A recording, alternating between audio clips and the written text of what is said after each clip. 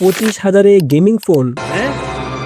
क्या এই ফোনটা কিন্তু ভয়ঙ্কর। क्या बात कर रहे हैं? Poco X7 5G MediaTek Dimensity 7300 ultra. এই বাজেটে গেমিং এর জন্য বেশ শক্তিশালী chipset, 6.67 inch AMOLED plus 120 hertz gaming আর স্ক্রোলিং দুটো স্মুথ, 5500 mAh ব্যাটারি, তাই দীর্ঘক্ষণ গেমিং এর জন্য ভালো ব্যাকআপ পাওয়ার কথা। পাবজি, কল অফ ডিউটি মোবাইলের মতো গেমের জন্য 25,000-এর আশেপাশে এটা খুবই শক্তিশালী অপশন। তবে এটাকে ডেডিকেটেড গেমিং ফোন না ধরে পারফরমেন্স ফোকাস অলরাউন্ডার বলা ভালো। 25,000-এর আশেপাশে আপনার চাওয়া যদি গেমিং হয়, পোকো X7 অবশ্যই শর্ট লিস্টে রাখুন। আপনি হলে এই ফোনটা গেমিং এর জন্য নিতেন? ইয়েস নাকি নো কমেন্ট করে অবশ্যই জানাবেন।